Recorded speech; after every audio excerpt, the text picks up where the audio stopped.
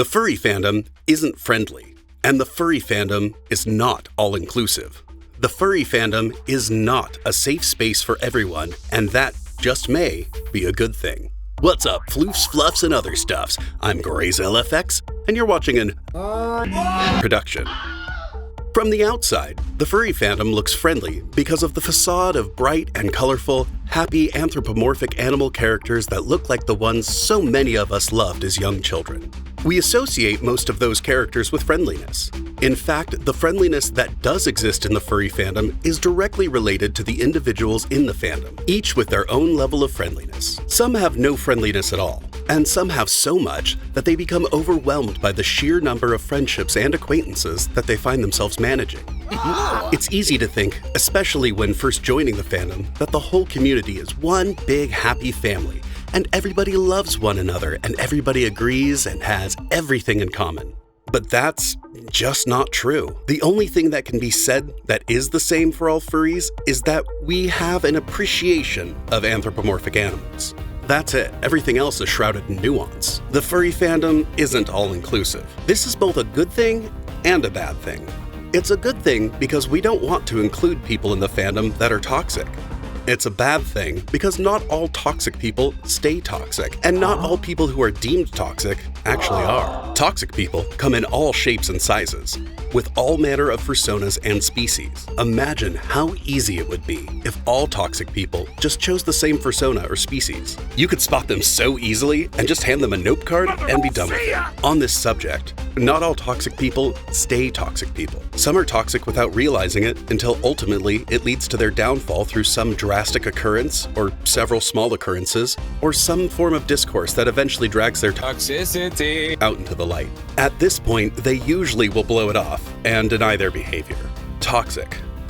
Double down on said behavior, also toxic. Or admit their errors and actively move towards making amends and becoming a better person, not toxic. Unfortunately, this last one is the most rare, and it takes a substantial amount of courage to achieve. Here's where we come to the bad part of furries not being inclusive. On the whole, a lot of furries in the fandom do not forgive. Let's take a quick look at the word forgiveness and what it means and what it doesn't mean.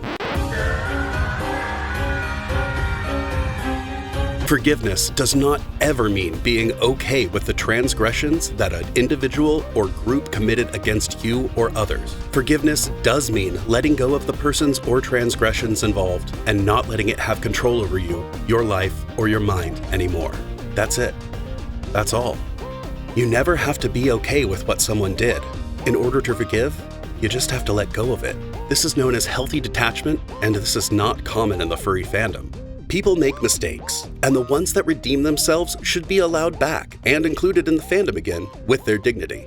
Furries, as much as we pretend the opposite, are human, and all humans make mistakes. People should be able to amend those mistakes and amend themselves. That being said, there are limits to this, in that someone who has done a significant amount of irreversible damage and has caused too much harm, be it emotional, physical, monetary, or something else, should not return to the fandom, as it will be overtly hurtful to the victims of that person, which, in the end, could prevent them from healing fully from the inflicted damage and prevent them from truly forgiving and being able to move on. The dignity of the victim is more important than the dignity of the transgressor.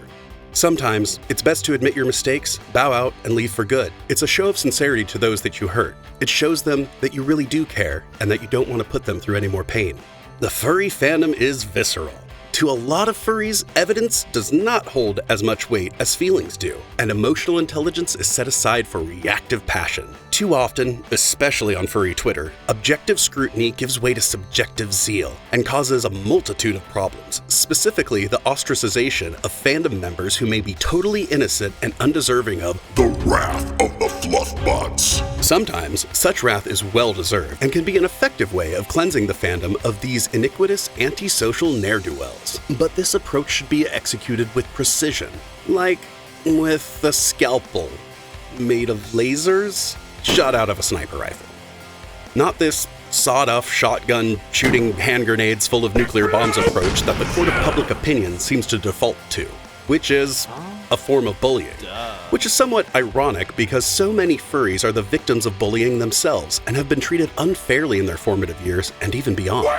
So why then do so many of these furries end up becoming bullies themselves? Why do so many jump at the opportunity to join the flash mob inquisition and go from being the ones who are so used to being in the fetal position, whispering calming mantras to themselves, to the ones throwing rocks and screaming condemnations and absolutes, foregoing the edicto gratia and pushing for execution without trial? It's frightening how some members of the furry fandom can go from "ooh boo, boops you" to "For you, may the guillotine be the ultimate expression of the law, and the law's name be vengeance." I think there's too much talking and not enough listening going on. I think too many furries are married to their ideas. I think understanding people's actions and motives with empathy has been cast aside for the cocaine rage bump that disguises itself as true action. I think it's time a lot of us in the furry fandom take a good long look in the mirror and point the finger at ourselves. What are we doing to ensure that we attract the right people into the fandom? What are we doing to ensure that we set the right example? Are we angry at the evil in other people, or are we more angry at the reflection of our own sickness that we see in others? In the end, the furry fandom is just as nuanced as the people that create and maintain it. If the furry fandom is toxic or unforgiving, or loving and inclusive, or any other number of things, then that's because that's how people are. We're furries, but we're not special. Furry is just a different lens slid over the camera of being human, a different case on the same phone, a different paint job on the same car. There are solutions to the problems within the fandom, and the people causing those problems. It's not the easiest thing to do, but understanding those problems and those people is the first step to solving those problems. And oh wait, I found something easier.